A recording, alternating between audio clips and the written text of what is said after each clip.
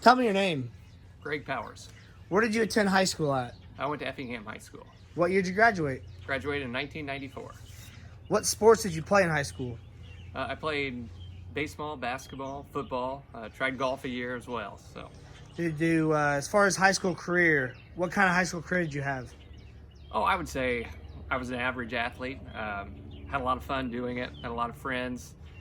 As I mentioned, graduated in 1994, and just enjoyed sports and being around teammates. Had some great teammates. Played against some great players, and it was just a fun experience. And have some good fond memories from high school. Talk about some of the teammates and coaches you had back in high school. Well, quite a few. I only played football my senior year, but head coach Mike McDonald, it was his second year there as the head coach, so that dates Coach Mack a little bit too, but had some friends talk me into going out for football. Glad I did. We made the playoffs, and Coach Mack was the high school football coach then. We had a good year. It would have been the fall of 1993. Lost our first two games, won 7 straight, made the playoffs, and then lost to a tough one to Jerseyville in the first round of the playoffs. But that's when there was only 4 classes at that particular time. So that was a lot of fun. I went through 3 head basketball coaches during my time at Effingham High School. When I was a freshman, I practiced with the varsity some. Jim Maxton, who's just a legend down in Effingham, was the head coach. My sophomore year, we had Dave Krebs came in, and Coach Krebs was there for a couple of years. And then my senior year, Bob Lockhart was the head coach. And then baseball, varsity experience, Larry Meisenheimer. Heimer, as many people know him, great guy, and made the sport very enjoyable, that's for sure. Talk about some of the teams and players that you did play against. Oh, goodness. Probably starting my most, I guess the biggest memory or best memory in terms of competition would have been I think it was my junior year of high school. And we played a team called Chicago King. And Chicago King was the #1 rated team. They came to Effingham. We had a shootout in what's now the junior high gymnasium.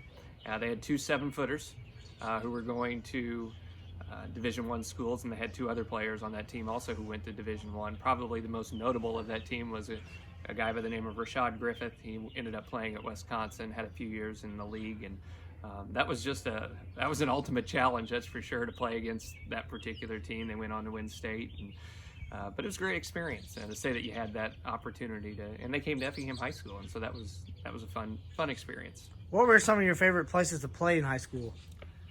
Oh, goodness, another good question. Believe it or not, I liked our old gym at Effingham. I felt like you had a little bit of a home court advantage there in terms of basketball per se. Oh, some other good places. T-Town was always a great rivalry. I mean, anytime you went to Teutopolis, you knew that the fans were going to be on you, and you knew you were in for a good game. And so that was a fun place to play as well. And then, at that time, the Apollo Conference was made up of Robinson, and Taylorville was in it before they left and then came back. You had Newton in there, which has a great gymnasium. And then Mount Zion was in there, Charleston. And so just a lot of the Apollo Conference schools were a lot of fun, too. Add any big-time stories you'd like to say from the high school career? Oh, gosh, I don't know about big-time stories. Enjoyed it. Had a couple of fond memories in terms of some games I remember. And football, as I mentioned, my senior year, and had some great teammates. We lost our first 2, came back, won 7 straight, and so that was a lot of fun. And actually, I remember a speech from Travis Franklin, who's now a businessman in Effingham, but we were I think it was week 3, and we were at Roxana, if I'm not mistaken.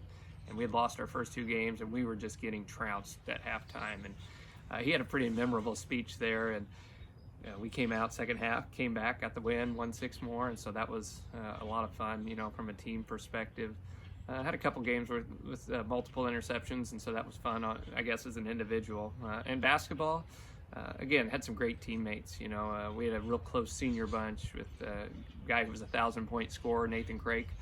Went on to play at SIU Edwardsville, and Mike Connor and Jason Rock and Ryan McDevitt, Brad Donaldson. We were a tight-knit senior group, and so that was a lot of fun too. Individually, I had an opportunity to get 30 points in a game at home against Mount Zion. That was a lot of fun. I went 16 for 16 at the foul line. That might have been my best high school memory.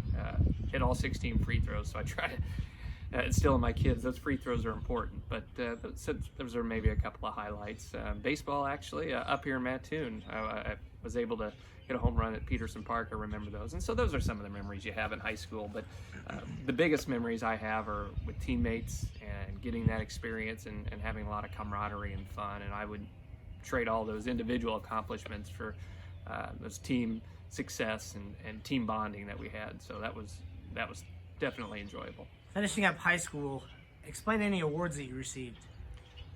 Oh, again, I'd call myself an average athlete, I think, at best.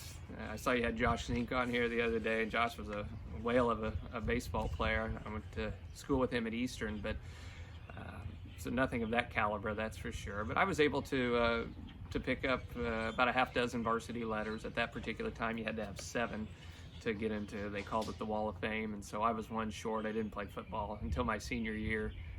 Tried golf, and that didn't work out very well, and thought, hey, what the heck. My parents finally let me play my senior year and had a lot of fun. So I guess my senior year I was all conference in 3 sports, and football, basketball, and baseball, and so that was pretty memorable. Where did you attend college at? So after high school, I was heavily involved in a program called WEHS at that time, and a guy by the name of Kent Brown was the instructor. Great guy, and so we did a morning newscast, and that kind of got my interest spurred a little bit in the industry. I went to Eastern Illinois University in Charleston and immediately got involved with the TV station there, WEIU TV, and had some great opportunities to my freshman year to get on their newscast in terms of anchoring news and sports. Did some live play-by-play of some women's basketball that year too, which was a great opportunity. So that kind of, I guess, gave me an idea of what to expect, but that was my goal going in. I knew I was never going to get paid to be an athlete. I saw the writing on the wall pretty early, and so I thought, what's the next best way to get involved with sports? And it's doing similar to what you're doing now, and that's being in the media industry. And so I thought, this is something I'd like to do, and so that's just kind of how it all took off. And I was involved heavily there at WEIU television for 4 years. So I know you weren't an athlete, but as far as the college side of it, explain a little about your career into radio now. Okay. So I actually got involved in radio with a group called Premier Broadcasting out of Effingham, which I'm sure you're familiar with. I was a freshman in college. Actually, it was in my senior year, beginning my freshman year at Eastern. And they had, I think the station was maybe a year or 2 old at that particular time. And so I was a part-time DJ there for 3 or 4 years, and they gave me some great opportunities to get involved. And so I really did radio down in the Effingham area, did television up at Eastern, and so got to travel some great places with the football team. I remember going to Nashville with the EIU football team. I'd travel with them, and some of the basketball bus trips as well. And so there's a lot of great opportunities there. Also, we'd go to some Indianapolis Colts games. We'd get press passes. That was a little bit easier at that particular point because the Colts weren't quite as successful back in that day. But I remember interviewing guys like Boomer Esiason, and we had a guy by the name of Ray McElroy, who was a graduate of Eastern that played for the Colts. And so that was kind of our in there. Ray was a great guy, still gives a lot back to the community and to Coles County to this day. And so just a lot of great opportunities to get involved in the media industry. And so that's kind of how I started and how my collegiate experience, I guess, went. So talk about from radio. Now you're doing radio for Mattoon High School, football and basketball. What got into that? So actually, I got my first opportunity when Premier Broadcasting had a station at that time up here in Mattoon, and a guy by the name of Larry Wilson, who I'm sure you're familiar with, and many in the Effingham area are. Really kind of gave me my first shot. He said, hey, we've got a basketball game. Well, we just bought this station, a few months ago. There's a Mattoon High School basketball game. They're playing in the regional at Centralia versus Centralia. And Mattoon had struggled that year. That would have been the spring of 1997. And so they were looking to just go cover the regional. Again, that was kind of their first experience of covering Mattoon sports. And Larry asked me to do it. I said, sure, yeah, great opportunity. So I went there, and that was kind of the start of things. The next fall, Larry again kind of vouched for me to cover football, so we covered some Mattoon High School games, Arcola High School football, and Sullivan during that time as well for a year. And then I think it was the following fall when I just jumped in primarily to Mattoon athletics, and so I've been there ever since. I guess whether good or bad, but with a couple of different stations. You know, it was Premier Broadcasting at that time. They ended up selling their station up here, and so WMCI, part of the Cromwell Group, has been gracious enough and knows the importance of local sports and localism. And so this is, I guess, in terms of going into this fall, it would be about my 22nd year covering Mattoon athletics. So you've been covering it for 22 years.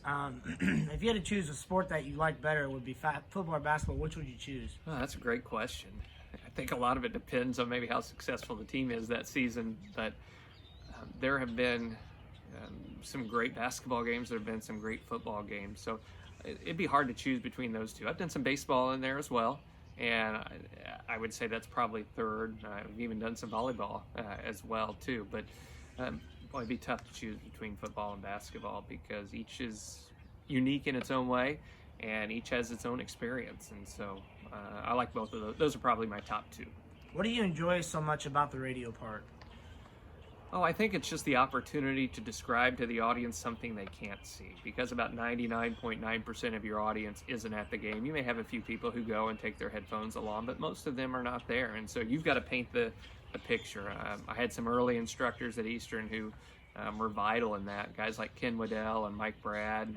Ken Waddell was the voice of EIU and Mattoon athletics for years, and Mike Brad's the current voice of EIU athletics. But they instilled those traits that you've got to be able to explain to an audience and describe it to them in a way that they feel like they're at the contest. And so that's been my goal all along, is to make people feel like they're in the gym or they're at the football field or they're at the baseball diamond. And so it's never perfect. It's always something that you're looking at tweaking, but those have been some goals of mine. Talk about some of the best games that you've covered in your tenure as the radio broadcaster for basketball. Well, let's start with basketball then. And maybe one of the better games is one that happened just a year ago. It was in January of 2019, Mattoon went to Rantoul on a snowy night, and the JV game was canceled actually that night because they wanted to get the varsity in. And Mattoon was down most of the game, and they were down 2 with just a little over a second to go, second and a half, maybe 2 seconds. Very little time, and they worked up a play, Coach Ryan Gear's group, and they hit Dalton Compton, who hadn't scored the entire game. He ended up in the front court, and they had to go full court to do this. Ended up in the front court in the right corner, hit a 3 at the buzzer, and gave them a 1-point victory. That was one I'll remember. And probably another one is when Mattoon used to participate in the Taylorville round robin tournament over Christmas, and Ryan Hutchinson had a alley-oop layup at the buzzer from half court to win it. And I think it was Jared Pilson who threw him that layup. I could be mistaken. 2 great athletes who went on to play Division I sports, but that was a lot of fun too. So those are 2 of the more recent basketball games I remember. As far as the college side, share anything as far as any stories you'd like to say. Okay. Real quickly too on the football end, maybe going back there, some great high school football contests. Mattoon played Marion in a playoff game here, and it was a back and forth game, and Mattoon went for 2 in double overtime. Didn't end up getting it, but that was still a great experience. And then I think it was 2001 when Mattoon played at the U of I. They played a team called Bremen Midlothian, and that was a back and forth game, and Eric Hahn, who was a great athlete for Mattoon, scored a game-winning touchdown with seconds to go. So anyway, back to your other question. Sorry, I kind of got, what was that other question? Basically talking about how your college career, as far as what was your favorite story you want to share from that? Probably goes back to Ray McElroy and getting the opportunity to go cover him at Indianapolis when he was a member of the Colts. He had the RCA Dome at that time. They didn't have the nice new facility, but we got to go in the locker room. We were on the field, and so got to interview Ray, who's just one of the nicest guys you'll ever meet and made you feel at home. And so, as I said, we were able to talk to some of the opposing players, and so that was an opportunity too. At what age did you become interested in sports? Oh gosh, as long as I can remember. I think I was interested in sports, and so just something I always did. It was a hobby, and whether it was with friends or family members. I remember playing football in the backyard with my brother growing up, and so that was always a good experience. Since you played in high school, how has the game changed? Well, basketball in particular has changed a lot because it's a guard game now. There's no doubt about it. When I was in school, it seemed like your bigs were a little bit more influential at that particular time. So it's definitely a guard game, and that's probably the biggest change. What advice would you give to today's youth about playing sports? Play as many as you can. Get involved as much as you can. Do as much as you can. I see a lot of one-sport athletes out there today, but you hear a lot of professional athletes say that as well. Do as many sports as you can and get involved, and I think that will benefit you in the long run. What has the sports done to change your life? Oh, it's just given me an outlet to get involved with the community, to get involved with my kids as well. I have 3 kids, and so they're heavily involved in sports, especially my oldest 2, because they're a little bit older at this time, but I've had the opportunity to coach them and see them progress, and that's exciting too. And so this gives me an outlet to still be involved in their lives and also the community. In closing, is there anything else you'd like to share? Well, it's been a lot of fun. As I said, I went to high school in Effingham, still have some great memories there, and there's a part of me there. And of course, I've been here in Mattoon as well for 22 years, but pretty local, and so I think that's important.